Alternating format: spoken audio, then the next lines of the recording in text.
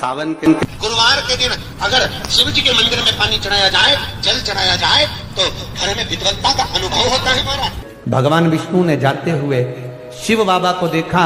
शंकर भगवान से, भगवान नारायण ने कहा आप कुछ कहेंगे नहीं? भगवान शंकर कहते हैं नारायण चिंता मत करो, गुरुवार के दिन अगर दाल चढ़ा कर जाएगा, चने की दाल को मंदिर के पीछे बैठकर ओम नमः शिवाय बोलकर जो नारायण को समर्पित करेगा, उसके मनवांचित फल को मैं 3 महीने में पूरा कर दूंगा, उसके मन की कामना को मैं 3 माह में पूर्ण कर दूंगा। आज भी नियम है, चने की दाल को लेकर जाते मंदिर के पीछे बैठकर चने की दाल को लेकर ओम नमः शिवाय का जाप करते हैं। 7 बार ओम नमः शिवाय बोलकर चने की दाल वापस घूमकर भगवान विष्णु को समर्पित करी जाती है, तो 3 महीने में मनोकामना पूरी हो जाती है। उस चने की दाल का इतना प्रमाण है,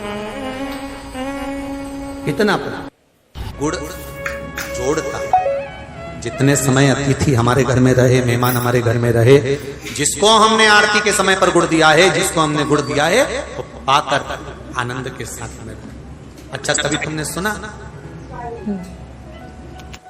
जो जिसके यहाँ पर गणेश जी नहीं होते, शादी ब्याह में अगर गणेश जी नहीं मिलते तो क्या करते हैं, वो गुड़ का जो ढेला होता है ना, उसी को आधा तोड़कर गणेश जी बना के रख देते हैं और उसी आधे गुड़ के ढेले का भोग लगा देते हैं। गुड़ का ही गणेश और गुड़ ही खजा। देखिए जरा भाव देखिए हमारे सनातन धर्म, भगवान को रिझाने का तरीका देखिए। अब कई लोग कहते हैं ये गुड़ से क्या होता है, ये मूंग से क्या होता है, ये धने से क्या होता है, चावल से क्या होता है, बेलपत्र से क्या होता है। अरे भाई, समर्पित करोगे, पाओगे तो जानोगे ना। सावन के गुरुवार के दिन जिस लड़का और लड़की का विवाह नहीं हो रहा, बहुत हताश हो गए, परेशान हो गए, विवाह संबंध जमी नहीं रहा, किसी भी बुधवार के दिन तांबे के कलश में चने की दाल को भर लीजिए, किसी भी बुधवार, और तांबे के कलश में चने की दाल को भर लो, उसमें 2 गोल सुपारी रख लो, पूजन वाली सुपारी रख कर 2 सिक्के उसमें रख लो, पीले कपड़े से मुख बांध दो, उसका पूजन करो बुधवार के दिन भी, और गुरुवार के दिन उसका पूजन स्नान करने के बाद करना, पर घर में किसी से बात मत करना, मुख से शब्द मत बोलना, मुख झूठा मत करना। पूजन करने के बाद उल्टे हाथ पर कलश को रखकर सीधे हाथ से ढककर कोई ब्राह्मण के घर में जाकर साथ में किसी को ले जाओ, बिना बोले, बिना बात करे, बिना कहे, साथ जाकर ब्राह्मण का दरवाजा बजा दे, बात कर ले और में गया वो, पर तुम्हें नहीं बोलना है। और वो कलश ब्राह्मण के अपनी कामना कर कर वो कलश का दान दे दिया जाए। महाराज, ज्यादा से ज्यादा 4 महीना 3 महीने के अंदर विवाह संबंध पक्का हो जाता है। विवाह संबंध, चने की दाल का दान कुछ सहज नहीं है। रहा है कि मैं दुखों से पीछा छूट ही नहीं रहा, तब उस जगह पर बेलपत्री के मध्य भाग में पीला चंदन, ये जो पत्ती है और ये 2 पत्ती हैं, ये बड़ी पत्ती और ये बीच की जो 2 पत्ती हैं, इसके बीच में जो डंडी का भाग रहता है, जो बीच में डंडी का जो भाग है, बड़ी पत्ती और ये 2 छोटी पत्ती के मध्य में जो डंडी का भाग है, उस डंडी के भाग में पीला चंदन और एक अक्षत पीला। शंकर भगवान को प्रदोष के दिन आप अगर प्रदोष काल में समर्पित कर रहे हैं, तो ये निश्चित है कि धीरे धीरे कर कर वो दुख समाप्त होगा, वो दुख कटेगा ही। विश्वनाथ को कुछ नहीं चाहिए, मेरे शंकर को चाहिए क्या? अगर आपके जीवन में ऐसा लगे कि बहुत बड़ी बीमारी आ गई और आपके घर का व्यक्ति वेंटिलेटर पर पड़ा हुआ है, तो शमी के वृक्ष के फूल ले आओ 7, और शमी के वृक्ष के 7 फूल लाकर एक फूल शंकर भगवान को श्री शिवाय नमस्तुभ्यम कहकर उस व्यक्ति के लिए जो पड़ा हुआ है, अंतिम सांसें गिन रहा है, जिसको अटैक आ गया, अंतिम सांसों में जो गिन रहा है, उसके नाम से भगवान शंकर पर चढ़ाना प्रारंभ कर दो। मात्र 7 पुष्प, उस शमी के वृक्ष के 7 पुष्प आप शिव को समर्पित करिए, उसका नाम और गोत्र बोलकर, और भगवान शंकर का मूल मंत्र श्री शिवाय, जम के बोलिए श्री शिवाय नमस्तुभ्यम बोलकर एक शमी का फूल शंकर पर चढ़ाना प्रारंभ कर दो। फिर आगे वो विश्वनाथ की मर्जी है, वो प्राण कैसे लेकर वापिस आता है, उस काल से छुड़ाकर महाकाल कैसे लाता है, ये वो जाने। आपका फर्ज केवल आप अदा करिए। ये 3 समय एक ऐसा समय है, मान लो सुबह यदि आपको समय ना मिले भगवान शंकर का गुणगान करने के लिए, मान लो दोपहर का समय ना मिले शंकर भगवान का गुणगान करने के लिए, तो शिव पुराण कहती है जब सूर्य डूब रहा हो, प्रदोष काल का जब समय हो, तब उस शंकर का गुणगान करो तो सारी जिंदगी तुम्हें किसी के आगे हाथ नहीं फैलाना पड़ेगा। भगवान भोलेनाथ स्वयं तुम्हें उतना प्रबल वैभवपति बना। कितना सुंदर कहा है। जब जिंदगी बहुत संघर्ष में चल रही हो, बहुत दुख का जीवन चल रहा हो, बहुत कष्ट का जीवन चल रहा हो, बहुत कष्टमय जीवन चल रहा हो, तब शमी के 5 पत्ते, शमी के 5 पत्ते, एक दुर्वा के साथ एक अक्षत चावल का एक दाना, वो भी हल्दी में भिंगोया हुआ हो या केसर में भिंगोया हुआ हो, शमी पत्र 5, एक दुर्वा, एक चावल का दाना, जो दिल से हृदय से बेलपत्री के वृक्ष के नीचे पार्थिव लिंग का निर्माण कर कर मट्टी का शिवलिंग बनाकर प्रदोष काल में, मतलब शाम के समय पर शिवलिंग बनाकर उस पे जल चढ़ाकर, जो ये 5 शमी का पत्र, एक दुर्वा और एक चावल का दाना, अपनी कामना कर कर जो दुख चल रहा है बाबा से विनय कर कर एक एक पत्ता जब समर्पित कर दे, फिर एक दुर्वा समर्पित कर दे, फिर एक चावल का दाना समर्पित कर दे और बाबा का वहीं पर पुनः विसर्जन कर दे, 3 महीना तो जाने दो, 15 दिन के अंदर वो दुख कटता जरूर है, चाहे कोई भी दुख, किसी भी तरह का दुख क्यों नहीं। एक बेलपत्र के वृक्ष की परिक्रमा करने वाले को हजारों अश्वमेध यज्ञ का फल प्राप्त हो जाता है, हजारों अश्वमेध यज्ञ का फल प्राप्त हो जाता है। उसी तरह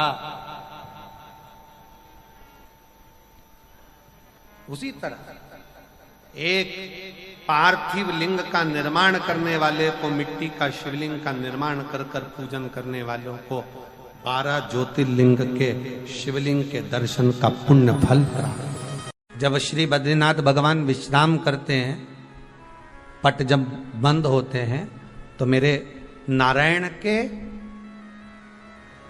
हृदय से बाहर जो लक्ष्मी जी का मंदिर है, वहां से लक्ष्मी जी को लाकर हृदय से लगाया जाता है और भगवान को एक कम्मल पूरा घी में उसको लपेट कर, पूरे घृत में उसको लगाकर, गौ माता के घृत में उसको लगाकर नारायण को भगवान शिव का स्मरण कर कर लपेटा जाता है। भगवान नारायण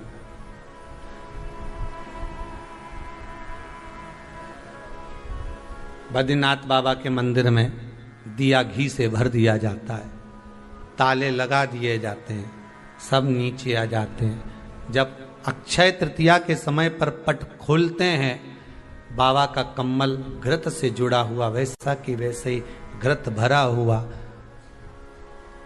घृत में स्थिरता है, घर में घृत के अंदर लक्ष्मी का भाव आ जाता है। हमारे यहाँ हिंदू धर्म में बहुत सुंदर बात कही जाती थी पहले, आजकल जमाने में कहते कि नहीं कहते मालूम नहीं, पर मारवाड़ के अंदर एक रीति थी, घर के अंदर रसोई घर में एक इतनी बड़ी कुल्हड़ होती थी जिसमें घी भरा होता था, छोटी सी चम्मच होती थी, उसमें पूरे घर का घी खाली हो जाए और उस कुल्हड़ का घी खाली नहीं होना चाहिए। नानी भाई का मायरा सुना है आप लोगों ने? अगर नानी भाई का मायरा सुना होगा तो नानी भाई के मायरे में नरसिंह मेहता जी की जो दादी के प्राण छूटे थे वो केवल इसी बात पे छूटे थे। अगर नानी भाई का मायरा सुना होगा तो आपको मालूम होगा, नानी भाई के मायरे में जब नरसिंह मेहता भोजन करने के लिए बैठे तो नरसिंह मेहता की भाभी दुरत गौरी ने कह दिया दादी के सामने, जब दादी बोली क्यों इसकी रोटी में घी नहीं लगा, तो कहा कुल्हड़ का घी समाप्त हो गया है, रसोई घर में जो बाटकी रखी थी उसका घी समाप्त हो गया। जय कुंवर भाई को चिंता लग गई, आंखों से अश्रु बहने लगे और जय कुंवर भाई नरसिंह मेहता की दादी प्राणों को छोड़ दी कि मेरे रसोई घर का घी समाप्त हो गया, मतलब ये घर अब बर्बाद होने में देरी नहीं लगेगी। नानी भाई का मायरा कहता है दादी के प्राण छूट गए थे, नैनों से नीर बह रहा था, केवल जरा सा संवाद। शास्त्र कहता है घर के रसोई घर में जिस बाटकी से आप रोटी पर घी लगाते हो उसकी बाटकी में भले आधा चम्मच घी पड़ा पर पड़े रहना चाहिए। क्यों? वो लक्ष्मी को घटने नहीं देता। जिस दिन बाटकी मंज जाए, साफ हो जाए, उसी दिन उसको धोकर पोंछ कर वापस भर देना चाहिए। अगर बाटकी गंदी हो गई तो आप धो पोछो, मना नहीं है, पर उसको धोने पोछने से पहले एक कटोरी में घी भर दो, चम्मच रख दो। पर रसोई घर में बाटकी में घी होना चाहिए और उसमें आप डालते रहो और लगाते रहो, रोटी में चलेगा, पर बाटकी का घी समाप्त नहीं होना चाहिए, कुल्हड़ का घी समाप्त नहीं होना चाहिए। वो बरकत है, वो भंडार है, वो संपदा है हमारी। घृत वैभव देता है, घृत वैभव प्रदान करता है,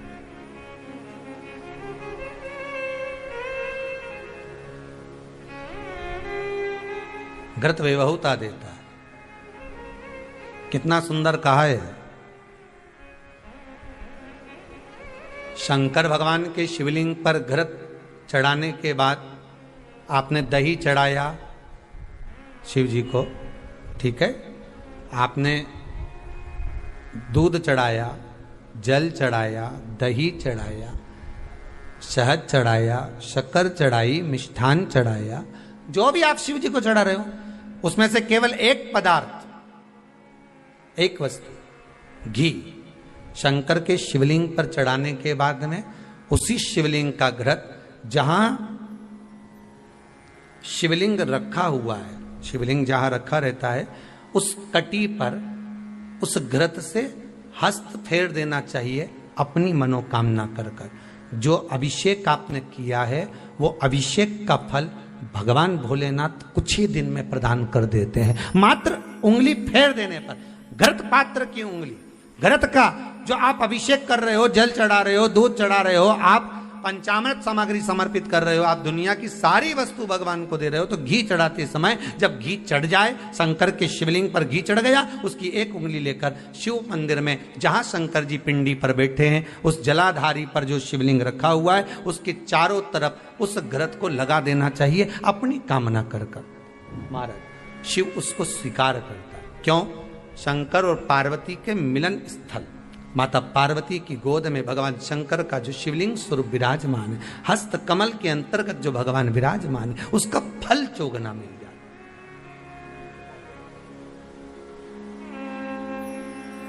शक्तिपीठ नाम सुना है? अरे बोलो तो, जितने लोग कथा सुन रहे, शक्तिपीठ नाम सुना है? शक्तिपीठ का मतलब क्या होता है? जहां पर माता सती के अंग के टुकड़े होकर गिर पड़े वो शक्तिपीठ के रूप में निर्मित हो गए।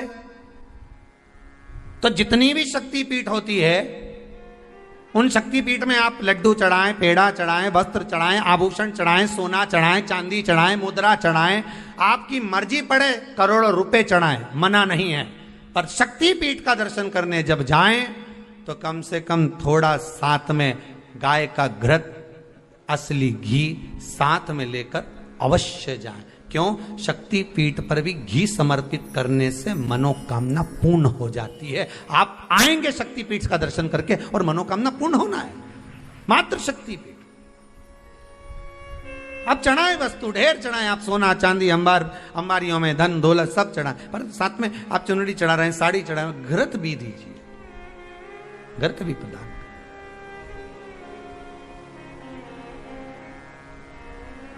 घृत का दान मूल है। धर्म पत्नी से संतान नहीं, औलाद नहीं, बड़े दुखी है, बड़े दुखी। अच्छा, संतान नहीं हो, किसी नारी की गोद, अगर स्त्री की गोद अगर खाली रह जाए तो भी दुख होता है उसको कि मेरे घर में औलाद नहीं, संतान नहीं। हम कई बार कहे, आज फिर कहते हैं, ये टेस्ट भी बाद में कराना, सारी जांचें बाद में कराना। एक बार शंकर का भजन कर कर देखना, सब जगह से अगर हार जाओ और सारे रिपोर्ट आपकी आपने सब दूर दिखा ली, तो एक बार शंकर पर भरोसा कर कर तुम रुका जी का नाम लेकर सफेद आंकड़े की जड़ को शिव जी पे से रजस्वला धर्म के 7वें दिन 21 बार घुमा लो। नाम गोत्र बोलकर कमर में लाल धागे में बांध लो। पीपल के पत्ते शिव जी को चढ़ाओ, उठाकर लाओ। उस एक पत्ते को रात्रि को गाय के दूध में उकालो और उस दूध को दोनों पति पत्नी पियो। साथ रहिए, समय आएगा, बाबा चाहेगा तो 3 या 4 महीने में गर्भ ठहर ही जाएगा। सारे डॉक्टर को दिखा लिया अपनी जगह, टेस्ट भी करवा लिया अपनी जगह, पर एक बार प्रयोग, और वो विश्वास रखकर करना पड़ेगा। शंकर पर जो भी कार्य कर रहे हो आप, जो उपाय कर रहे हो आप, शिव का स्मरण कर, भगवान पर अगर विश्वास रखोगे, भरोसो दृढ़ इन चरणन कहो, श्री वल्लभ नखचंद्र छटा बिन सब जगमा ही अंधेरो। अगर भरोसा है तो शंकर है, और भरोसा नहीं तो शिव कहां से। विश्वास लेकर अगर आए हो तो काम तो होगा। ये लोग काशी से आए हुए हैं, विश्वास लेकर ही तो आए होंगे कि हम जाएंगे शंकर की कथा में तो बाबा कृपा जरूर करेगा। कई लोग यहाँ पर बैठे हुए हैं जो विश्वास लेकर आए हुए हैं, दूर दूर से आए हुए हैं, केवल विश्वास लेकर कि भगवान कृपा करेगा किसी ना किसी रूप में। मुझे विश्वास है कि बाबा मेरी सुनेगा। और फिर कहता हूं, कथा में अगर आपने मन लगा लिया, भले टीवी चैनल के माध्यम से श्रवण कर रहे हो, भले मोबाइल के माध्यम से श्रवण कर रहे हो, भले पंडाल में सुन रहे हो, बाबा से अगर दिल से आपने अगर कह दिया तो 3 महीना बहुत होता है सब कामना पूरी होने के लिए। मेरा बाबा आपको कुछ ना कुछ दे ही देता है, बस आपकी रुचि के अनुसार सुख प्रदान कर ही देता है। आप उस पर विश्वास, भरोसा, भटकना नहीं है हमको। जिस नारी का रजोधर्म के अंतर्गत नारी को जो जो परेशानियां होती हैं, कोई के 8 दिन पहले, 4 दिन पहले, 3 दिन पहले कहीं ना कहीं रजोधर्म के अंतर्गत जो बीमारियां होती हैं, उसके लिए महाराज 7 चने की दाल के दाने तुलसी महारानी के सामने कटोरी में रखकर तुलसी के 3 पत्ते उसमें डालकर अपनी मनोकामना कर कर तुलसी में 3 बार जल छोड़कर वो तुलसी और वो चने की दाल ले जाएं और उसको धीरे धीरे कर कर एक एक कर कर सुबह शाम दोपहर में उसको खा लीजिए। रजोधर्म से जुड़ी हुई परेशानी समाप्त। कोई सहज नहीं है महाराज। चने की दाल को स्वर्ण दान का भी भाव कहा गया। हमारे हिंदू धर्म में चने की दाल को स्वर्ण दान भी करते हैं। जो व्यक्ति स्वर्ण दान नहीं कर पाता वो चने की दाल का दान कर देता है, तो स्वर्ण दान के बराबर मान्य है महाराज। फिर निवेदन करा, चने की दाल का व्याख्यान वर्णन फिर किया गया।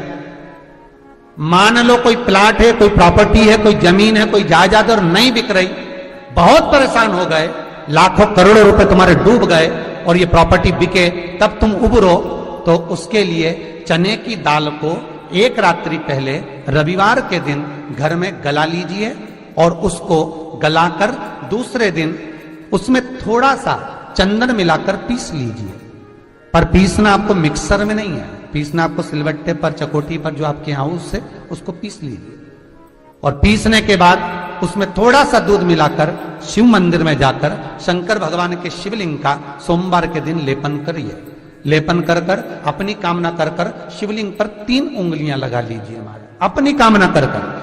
जो 3 उंगलियां आपने लगाई है, उंगली हटाते समय चंदन के लेपन को जो लगाया आपने, चने की दाल का लेपन, स्वर्ण का लेपन, उसको हम कहते हैं स्वर्ण लेपन, उसको लेकर आ जाइए महाराज। उसको थोड़ा सा लेकर आ जाओ, एक किसी भी फूल में उसको लगाकर जो जमीन, जो प्रॉपर्टी, जो जगह बेचना है वहां पटक दीजिए महाराज। उसके ग्राहक आना चालू हो जाएंगे और वो प्रॉपर्टी शीघ्र बिक जाएगी। अपनी कामना के अनुसार बिकेगी कि कितने में आपको बेचना, अपने अनुसार। महाराज चने की दाल स्वर्ण दान के बराबर है। चने की दाल को सहज नहीं समझा जाता, गुरु भक्ति के लिए बहुत मूल है। माताएं कई बार पीले गुरुवार करती हैं या केले के पेड़ के नीचे पूजन करती है तो चने दाल समर्पित करती है। क्यों करती है? उसका भाव है स्वर्ण दान के लिए, मनवांचित फल की प्राप्ति के लिए, मनोकामना के लिए।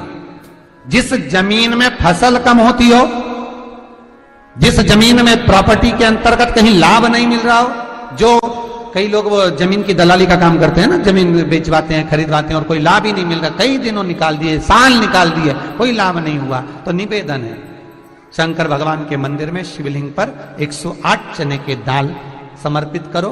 उस 108 चने की दाल को प्रदोष के दिन शाम के समय समर्पित कर उस दाल को उठाकर लिया, जेब में पीले रुमाल के साथ उसको बांध कर रख लो। किसी प्रॉपर्टी का सौदा कराने जाओ, उसको पटक कर लेकर जाओ, आपके लाभ होना चालू, सौदे होना चालू, आपको कमीशन मिलना चालू। बद्रीनाथ में अगर 41 दाने चने की दाल के पीले कपड़े में बांध कर जो शंकर भगवान के 41 बार नाम लेकर बद्रिकाश्रम को चढ़ाता है, आज भी उसकी मनोकामना पूरी हो जाती है। इसलिए बद्री नारायण में चने की दाल चढ़ती है। क्यों चढ़ती है किसी को नहीं मालूम, पर उसका कारण यह शिव महापुराण में लिखा कि बद्रिकाश्रम में चने की दाल शंकर भगवान का नाम लेकर चढ़ाई जाती है। क्यों? क्योंकि जब जैसे दादी को स्वर्ण सीढ़ी चढ़ाते हैं, देखा स्वर्ण सीढ़ी चढ़ाते हैं तो चने की दाल बर्तन में भरते हैं, फिर उस पर सोने की सीढ़ी रखते हैं, तब वो स्वर्ण सीढ़ी चढ़ती है। उसी तरह जब हम किसी बच्चे को गोदी लेते हैं और उसको कोई दान देते हैं, अपना मकान अपनी जायदाद जब उसके नाम लिखते हैं, तो बच्चे को जब गोदी लिया जाता है तो सामने थाली में चने की दाल भरी जाती है। नामकरण संस्कार जब बच्चे का किया जाता है तो सामने थाली में चने की दाल रखी जाती है। क्यों? चने की दाल जब हम दान करते हैं तो स्वर्ण के बराबर दान का, प्रॉपर्टी के बराबर दान का लाभ जीव को प्राप्त होता है। आज भी नारायण के मंदिर में बद्रिकाश्रम में 41 दाने चने की दाल के देने पर, आपको 41 तो गिनता नहीं इसलिए पोटली में बांध कर ले जाता है, जितने हैं दे दो, शिव का नाम समर्पित करिए। हर हर भगवान शिव का नाम लेकर बद्रिकाश्रम में चने की दाल का दान। अच्छा, इसलिए केदारनाथ में जपा जाता है नारायण नारायण और बद्रिकाश्रम में जपा जाता है ओम नमः शिवाय। दोनों जगह विपरीत दशा है। केदारनाथ जी में क्या जपना चाहिए? श्रीमन नारायण, ओम नमो भगवते वासुदेवाय, श्री कृष्ण शरणम मम। ऐसे केदारनाथ जी में बैठकर भगवान का नाम का जाप करना चाहिए। और बद्रिकाश्रम में जब भी जाओ तो मुख से ओम नमः शिवाय, ओम नमः शिवाय। जैसे व्यक्ति का कोई काम नहीं हो रहा हो, बहुत दिन से लगे, बहुत समय से लगे, ये काम हो ही नहीं रहा, तो शंकर जी का नाम को उल्टा कर कर जपना चालू कर दो। नमः शिवाय ओम। सीधा नाम क्या है? ओम नमः शिवाय, शिवाय नमः ओम।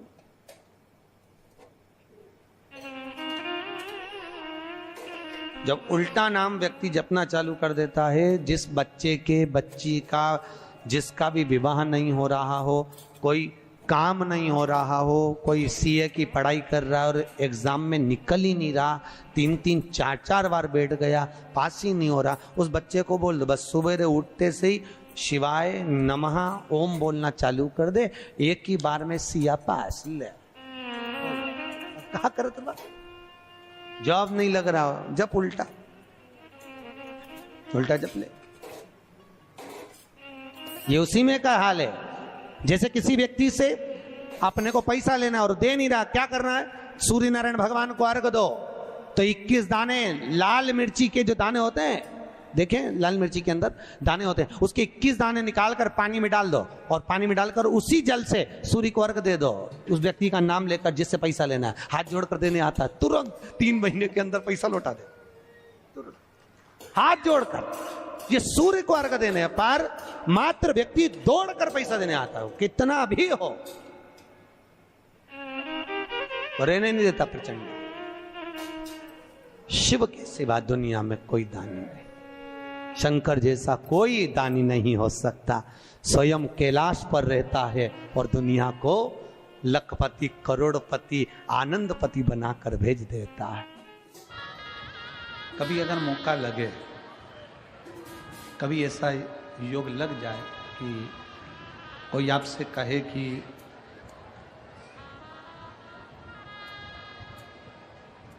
आपके शरीर में बहुत भारी कोई रोग हो गया और बहुत बड़ा रोग है, बहुत रोग, और शरीर में बहुत बड़ा रोग हो गया हो और वो रोग समाप्त नहीं हो रहा, वो रोग समाप्ति की ओर जा ही नहीं रहा, रोग समाप्त हो ही नहीं रहा, तो एकांक्षी नारियल लीजिए। श्रीफल, नारियल देखा है सब लोगों ने? श्रीफल जो होता है, नारियल जो होता है, एकांक्षी नारियल। एकांक्षी नारियल से मतलब है कि नारियल में जो जटा होती है उस जटा के स्थान पर 3 नेत्र होते हैं। किसी किसी नारियल में 2 नेत्र होते हैं, किसी में 3 नेत्र होते हैं, किसी में 2 नेत्र होते हैं, किसी में 3 नेत्र होते हैं। तो 3 नेत्र वाला नहीं, 2 नेत्र वाला नहीं, कभी अगर मिल जाए, भूलवश तुम्हारे हाथ में आ जाए, एकांक्षी नारियल।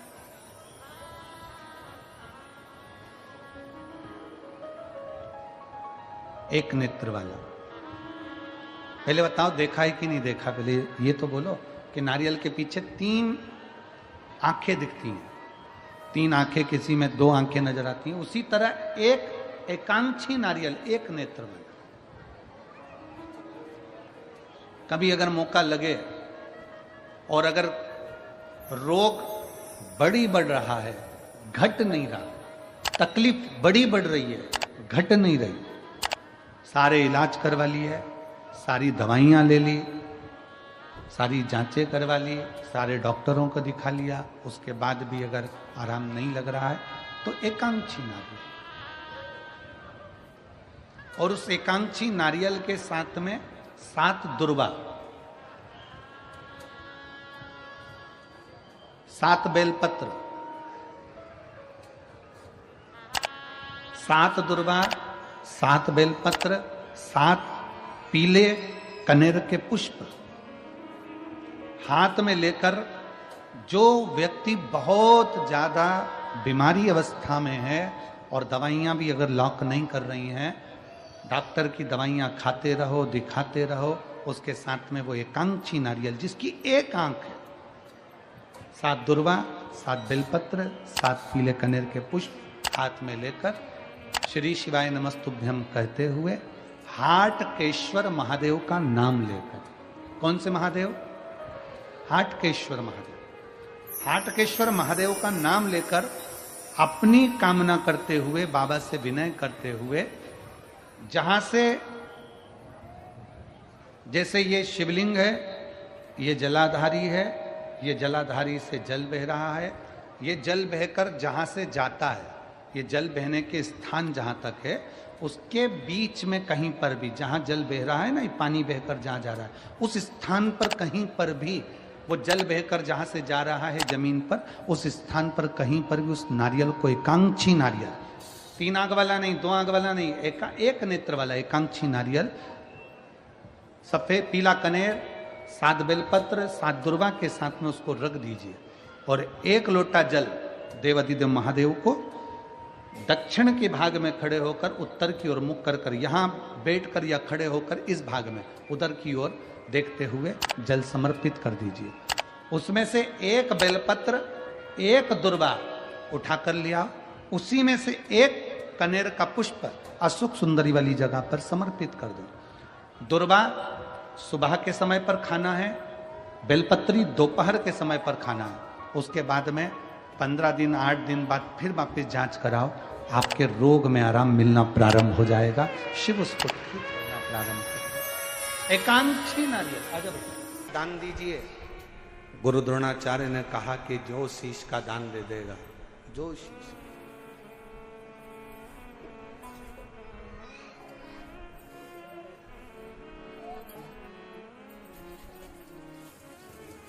मेरे शंभू ने कहा, मेरे शंकर ने, इस पवित्र कथा का आनंद कर रहा है, हस्तिनापुर शिव महापुराण की कथा करिए, जो शीश का दान देगा वो मुझसे शस्त्र विद्या सीख लेगा।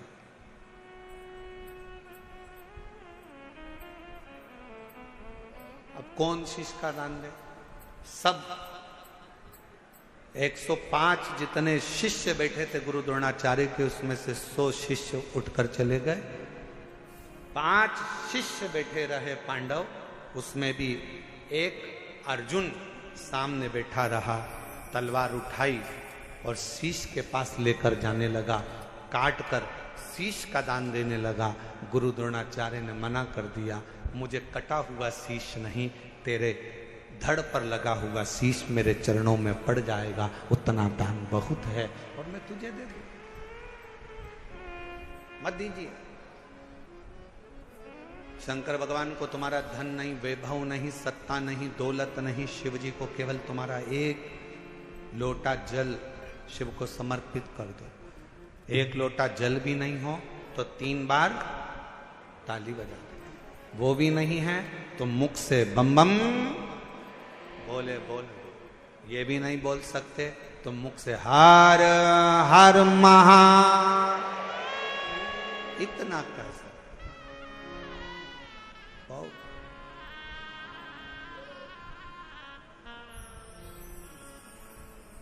कुछ नहीं।